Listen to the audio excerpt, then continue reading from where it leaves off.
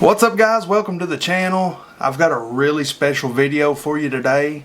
Today we're going to be looking at the Brownells BRN180 Gen 3.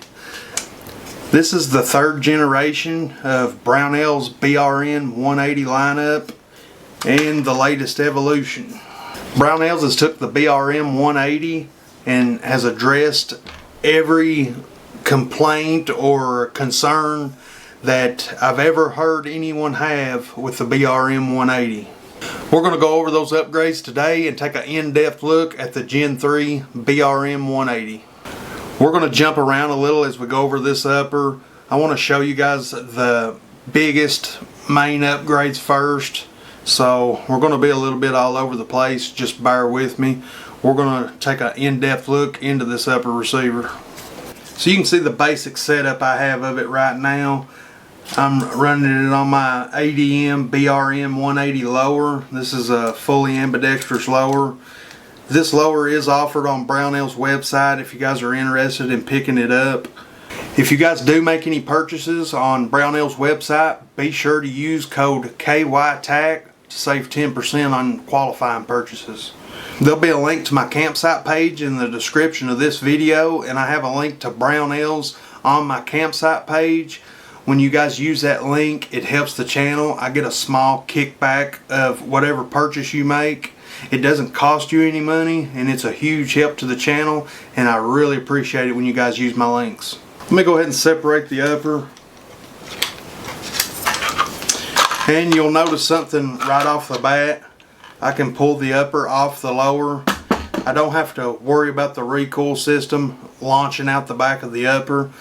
That's a really welcome upgrade, and you can see they accomplished that by adding this sliding tab here at the rear. There you can see the sliding tab. To break the upper down, you would just slide this tab up. That'll allow you to pull the recoil assembly out the back.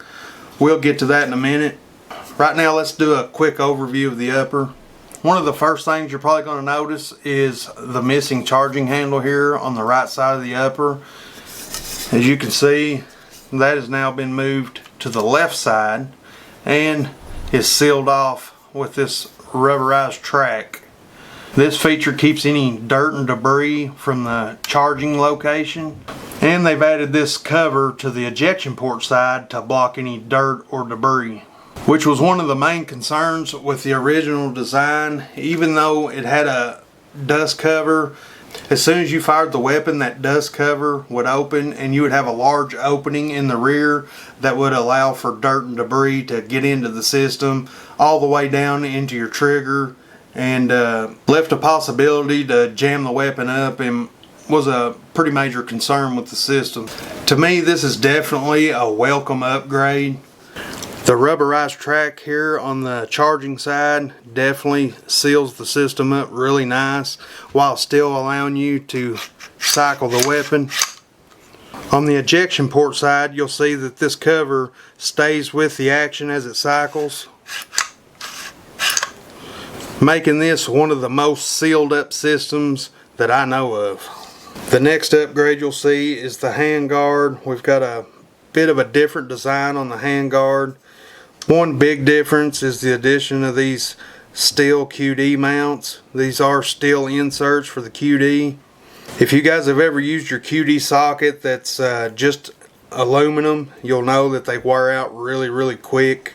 That's why you want to run steel on steel when you're running QDs. Another really welcome upgrade from Brownells. Moving on to the front, you'll see we've got a little bit of a different gas system going on here. The BRN does now come standard with a 3-position safety. Each position is varying degrees of closing off the gas, with the first position being ideal for running your weapon suppressed, closes off that gas the most. Then you have a midsection, which is where you would typically run unsuppressed. The third position opens that gas port up a little more for an adverse setting to blow through any gunk or debris, or if you just have really weak ammo. This will allow your firearm to still be able to function. You guys aren't going to be able to see, but if you look through this window, the gas settings are numbered 1, 2, and 3. And if you'll notice, I'm able to change these positions without any tool. You have enough opening here in the handguard that you can access the knob that they've added here and make the changes to the gas setting really easily. Another welcome upgrade to the BRN180 system. The gas block is pinned in place and is very secure. You're not going to have to worry about that coming loose at any point. The upper I have is a 13.9 inch upper and comes with a pinned and welded muzzle device. This muzzle device looks to be compatible with Q mounts or Reardon suppressor mounts. As you guys know, I run the Griffin system, so I'll be changing this muzzle device up. I just wanted to show it to you guys as it comes from the factory. The handguard is still removable with a single screw, and the design has anti-rotation features built right into it. Now that we went over all the external features, let me go ahead and break this upper down and we'll get a look at the internals. Here you'll get to see the lockup feature for the recoil springs. To disassemble it, we just push in here on the back a little bit, slide this gate up, and that allows the recoil springs to be removed from the rear. Now to remove our bolt, we just move our charging handle to the rear, and you'll see a familiar looking bolt with one exception. Here is the ejection port cover. As you can see, it's spring loaded. It does stay with the bolt as it's functioning.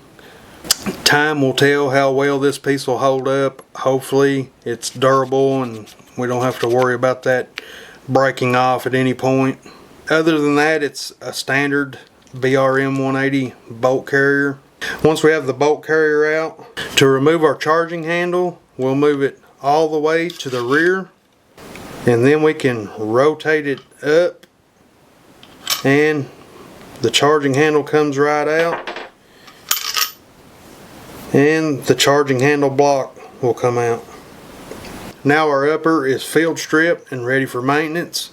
To reinstall everything, we start with our charging handle and charging handle block. We'll put everything back together in reverse order. The charging handle block has an arrow on it. You want your arrow facing up and pointing forward toward the barrel. Set it into the rear. Slide our charging handle through. The charging handle must be all the way to the rear. Then you can slide it through the charging handle block. And much like a regular AR-15, there's a notch here that allows the charging handle block to set into its groove. And once you're inside that groove, you can slide the whole thing forward. Next, we'll put our bolt carrier group in, followed by our recoil spring assembly.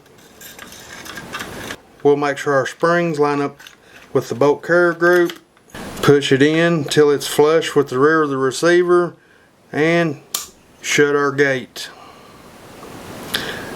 Now our recoil assembly is locked in place. We don't have to worry about it launching out the rear of the upper. Our upper is fully reassembled and ready to go back on our lower.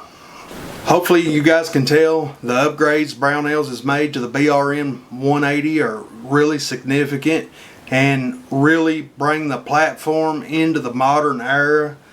The way I like to think of it is the Gen 3 BRN180 is what the AR180 may have evolved into had it been adopted and upgraded over the years. Just a really well done, well executed design. The upper is really lightweight. If you've handled a lot of other piston driven systems, you'll notice one thing about them right off the bat. They tend to be quite heavy.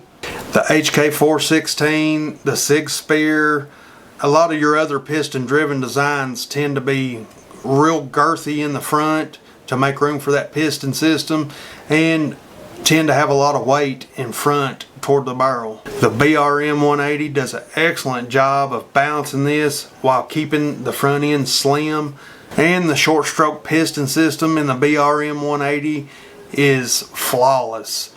That was one thing that stood out on the AR180. It was such an excellent design. It's been copied over and over and over.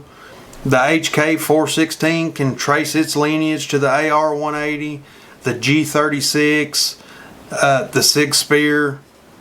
A lot of modern designs trace their roots from that short stroke piston system that was in the AR180.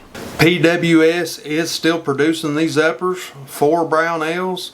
If you guys are familiar with PWS, they make very high quality firearms. They've been making piston designs for many years now. They really know what they're doing and produce an excellent product. In my opinion, the Gen 3 brings the BRN180 into the realm of really great modern sporting rifles, something that you could trust your life to. Like I said, the main concerns with the older design was the open system. When the dust cover was open, you had a huge opening here in the back that allowed dirt and debris to flow in. That's all been taken care of. The toolless adjustments on the gas system and the locking system they've added in the rear for the recoil system, all very welcome upgrades. If you guys have been holding out on purchasing a BRN180, now's the time to get it. Get your hands on a Gen 3. I'm not entirely sure if Brownells will still produce the Gen 2. I don't see why they would. The Gen 3 is definitely going to be the one you want to have. They will be offering them in different barrel lengths, and I'm sure the 300 Blackout will be offered as well. And be sure, guys, if you do make a purchase, use the link on my campsite page to Brownells. There's a link to my campsite page in the description of all my videos. Find the link to Brownells on my campsite page. When you make your purchase, it gives a little bit back to the channel. It'll never cost you any extra money. You can use code KYTAC for qualifying purchases. Now that code won't work on items that are already on sale, and it has a $150 minimum purchase price before you can use the coupon code. But if your purchase qualifies, be sure to use that code KYTAC and save yourself 10%.